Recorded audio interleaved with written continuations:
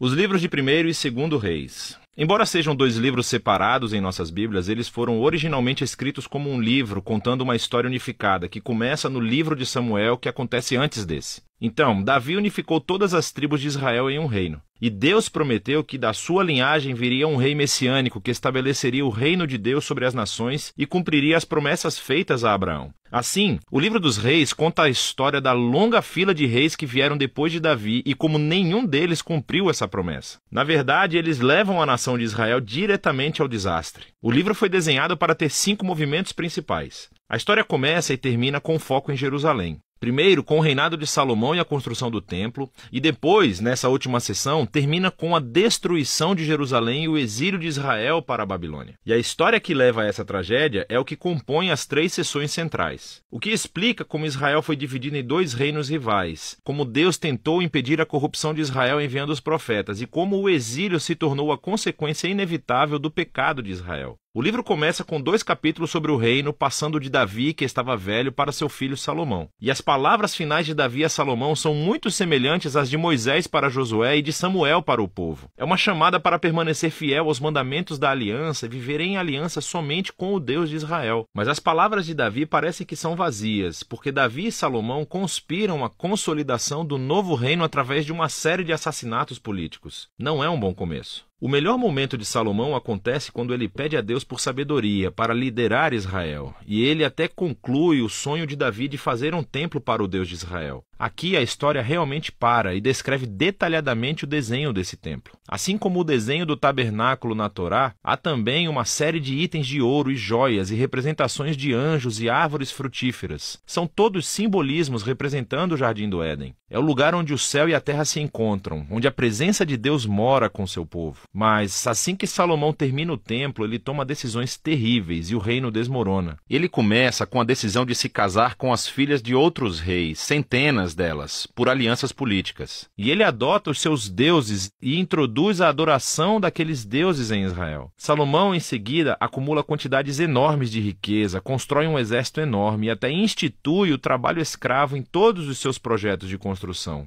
Agora, se você voltar para a Torá e olhar as diretrizes de Deus para os reis de Israel em Deuteronômio 17, Salomão está quebrando todas elas. No momento em que ele morre, Salomão se parece mais com Faraó, o rei do Egito, do que com seu pai Davi. A próxima seção do livro começa com o filho de Salomão, Roboão, agindo exatamente como seu pai. E é uma história muito triste de ganância e desejo de poder. Ele tenta aumentar os impostos para o trabalho escravo. E sob a liderança de Jeroboão, as tribos do norte rejeitam essa ideia, rebelam-se e se separam e formam seu próprio reino rival. Agora, na história, você tem o reino do sul, Judá, centrado em Jerusalém, com os reis da linhagem de Davi. E esse novo reino do norte, chamado Israel, cuja capital, eventualmente, será Samaria. Jeroboão também constrói 2 novos templos para competir com o templo de Salomão no sul. Ele coloca um bezerro de ouro em cada um para representar o Deus de Israel. A conexão com o Êxodo 32 e o bezerro de ouro é bastante explícita. A partir desse ponto, a história vai e volta de norte a sul, traçando o destino de ambos os reinos. Cada um teve cerca de 20 reis sucessivos, e à medida que o autor apresenta cada rei, ele avalia o seu reinado através de alguns critérios. Eles adoravam somente o Deus de Israel ou instituíam adoração a outros deuses? Eles confrontaram a idolatria que existia entre o povo, e eles permaneceram fiéis à aliança que fizeram com Davi ou se tornaram corruptos e injustos. E de acordo com esses critérios, o autor não encontra bons reis no norte de Israel, 0 de 20. E então, no sul de Judá, apenas 8 dos 20 recebem uma classificação positiva, o que conecta ao outro grande propósito deste livro. E esse é o de introduzir a função dos profetas, figuras-chave na história de Israel.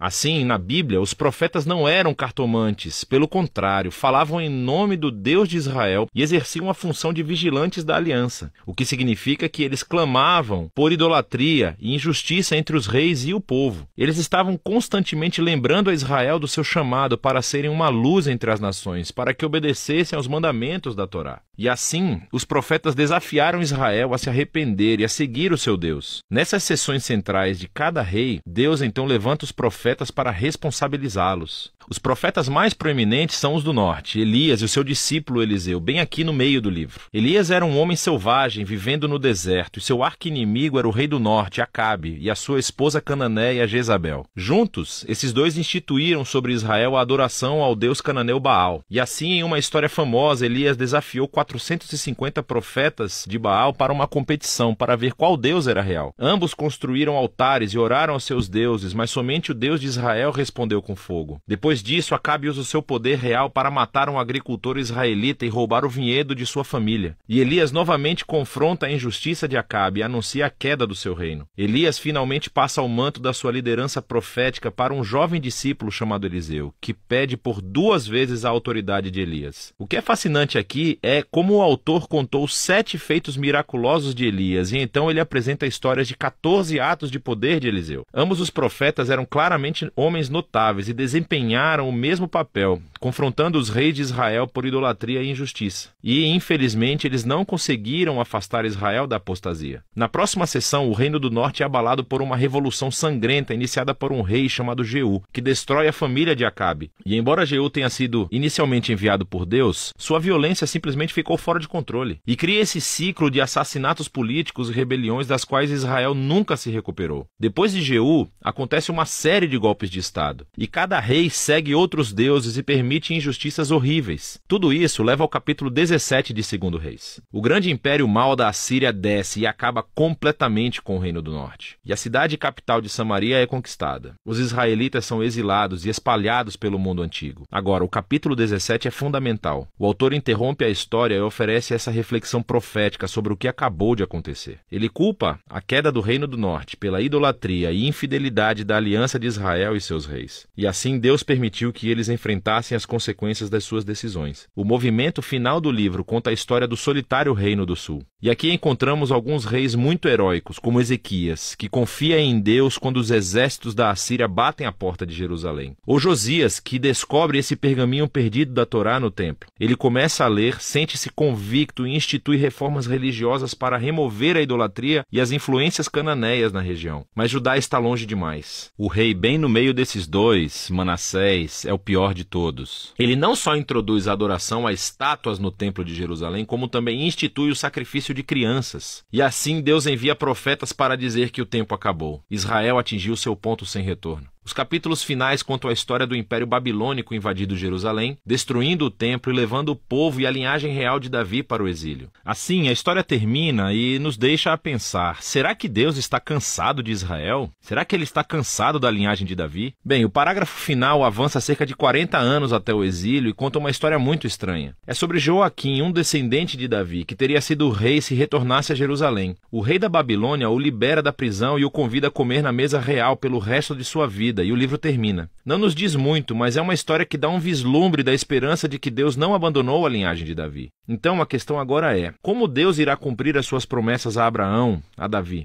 Como ele vai abençoar as nações e trazer o reino messiânico? E para responder a essas perguntas, você precisa ler sobre a sabedoria nos livros proféticos. Mas por enquanto, esse é o livro dos reis.